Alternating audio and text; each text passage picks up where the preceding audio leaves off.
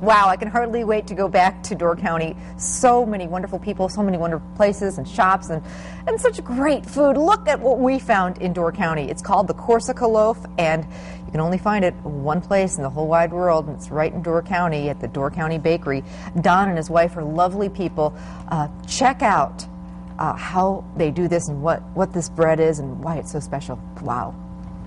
When we started the bakery in 2001, that being my wife Jean and myself, by choice and by definition, we wanted to create a truly European-style bakery. I was in school in France for quite a while, and Jean has had influence from her Italian family since she was barely out of the cradle. And we know the difference in the European traditions. So when it comes to the bread baking, a number of our breads are standard European recipes.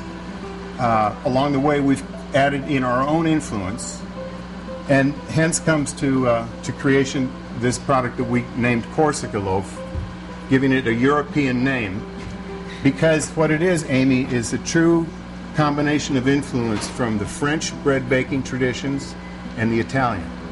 The Corsica Loaf is truly based on the standard and traditional French dough with a well-fermented yeast base.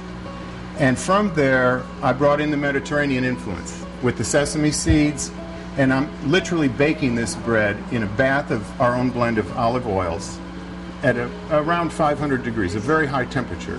Let me show you here. This is what in bread baking is called the sponge, meaning the center of the bread is entirely French bread.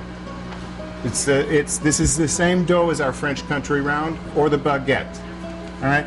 But then what I've done is dressed the top with sesame seeds and bathed it in a blend of olive oils that it's totally different than dipping a French bread in olive oil. It's baked in the oils. So then during that bake process, the oil is soaked up in the bottom crust. The Corsica Loaf is our flagship. We've become nationally known for that product. But our basis, you know, I mean, I'm proud of the fact that we present an actually handmade French baguette. You know, that's where it begins, you know.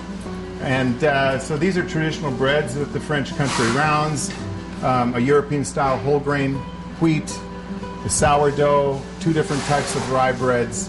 And then I call these the foundations of our store. And my wife, Jean, is so very talented in the pastry aisle. But around that, we've chosen to embellish with a full delicatessen. Again, with a lot of European imports, both in cheeses and meats. Of course, you start with things like Camembert and Brie.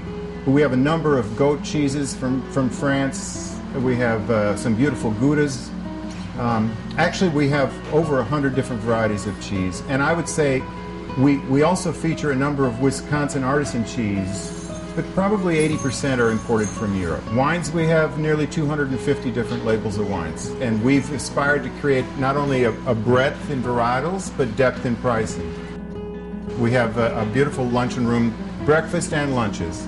And now we're starting to do special evening events as well with a full service bar. So yeah, we're very proud of that.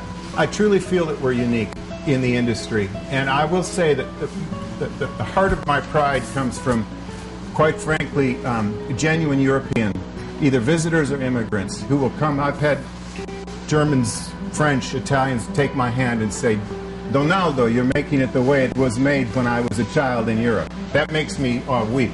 We have aspired to present things that you're not likely to find elsewhere. Again, they're recipes created in-house here. Either my wife and I, Jean and I, have made these recipes, or we rely on our very, very special and talented staff. But we create items that are made only at the Door County Bakery. Talk about a neat place, and way more than just the bread, but you have to go there and try the bread. In fact, where's a knife? I need a slice of this. There, and give me a knife. Or in the bread knife. Coming up next, charming cottages in Door County. We're going to show you how to make your living room, your place feel a little more cottagey. We'll be right back.